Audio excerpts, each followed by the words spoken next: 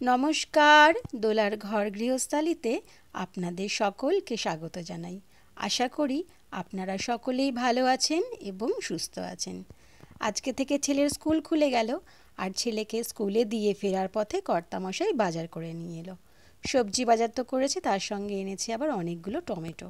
আমি বললাম, গরম পড়ে গেছে, তুমি কেন এত টমেটো একসঙ্গে নিয়ে এলে?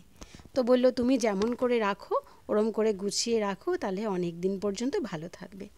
তাই বন্ধুরা, ভাবলাম আপনাদের সঙ্গেও এটা শেয়ার করি যে আমি কিভাবে টমেটোগুলো রাখি, যার জন্য টমেটোগুলো অনেক দিন পর্যন্ত ভালো থাকে। দেখুন, ফ্রিজে যতই রাখি না কেন প্লাস্টিকে করে, সেই খারাপ হয়ে যায়। তো এভাবে রাখলে টমেটোগুলো কিন্তু অনেক দিন পর্যন্ত ভালো থাকবে। প্রথমে টমেটোর বোটাগুলো ভালো করে ছাড়িয়ে নিতে হবে। একটা একটা করে সব কটার বোটা ছাড়িয়ে নিতে হবে, বোটা যেন না থাকে। তারপর একটা শুকনো কাপড় নিয়ে সেটা দিয়ে টমেটোগুলোকে ভালো করে মুছতে হবে। প্রত্যেকটা টমেটোকে ধরে ধরে মুছতে হবে, যাতে কোনো গায়ে জল লেগে না থাকে, নোংরা লেগে না থাকে।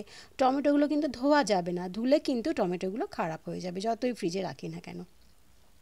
শুকনো ন্যাকড়া দিয়ে ভালো করে শুকনো করে মুছে নিতে হবে।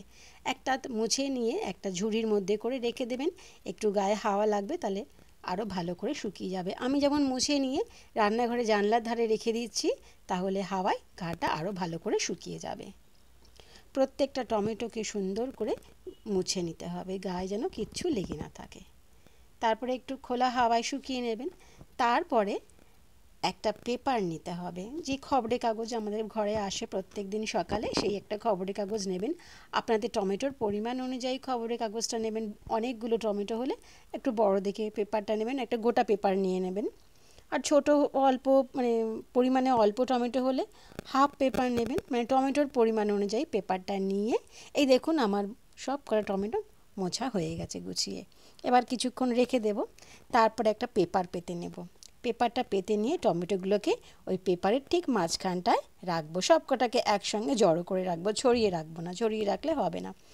সব কটাকে একসঙ্গে জড়ো করে রাখবো। তারপর পেপারটাকে মুড়িয়ে নেব। টমেটোগুলো কিন্তু পেপারের ভেতরে থাকবে, একটুও যেন ফাঁক না থাকে। একটুও পেপারে ফাঁক থাকবে না, সব কটা টমেটোই পেপারের মধ্যে থাকবে।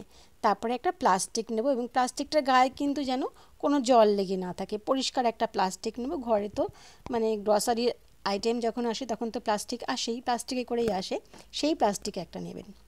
শুকনো একটা প্লাস্টিক নিয়ে তার মধ্যে এই যে পেপারে মোড়ালাম টমেটোগুলো, সেটাকে প্লাস্টিকের মধ্যে ভরবেন ভালো করে। সেখানে যেন কোনো ফাঁকা না থাকে, পেপারটা যেন ফাঁকা হয়ে না থাকে। আমি এখন রাখতে গিয়ে হয়তো একটু ফাঁকা হয়ে যাচ্ছে, কিন্তু যখন রাখা হয়ে যাবে প্লাস্টিকের মধ্যে, তখন কিন্তু একটুও ফাঁক থাকবে না। ভালো করে এটা মুখটা বন্ধ করে দেবো। প্লাস্টিকের মুখটা ভালো করে বন্ধ করে দিতে হবে, যেন হাওয়া না থাকে প্লাস্টিকের মধ্যে। এইভাবে মুড়িয়ে নিয়ে ফ্রিজের মধ্যে রেখে দেবেন, অনেক দিন পর্যন্ত টমেটোগুলো ভালো থাকবে। তারপরে আপনাদের প্রয়োজন অনুযায়ী একটা বা দুটো যে কটা রান্নায় লাগবে বার করে নিয়ে রান্না করবেন, তাহলে দেখবেন অনেক দিন পর্যন্ত ভালো থাকবে। ভিডিওটা কেমন লাগলো? ভালো লাগলে লাইক, শেয়ার, কমেন্ট অবশ্যই করবেন এবং সাবস্ক্রাইব করে দেবেন প্লিজ।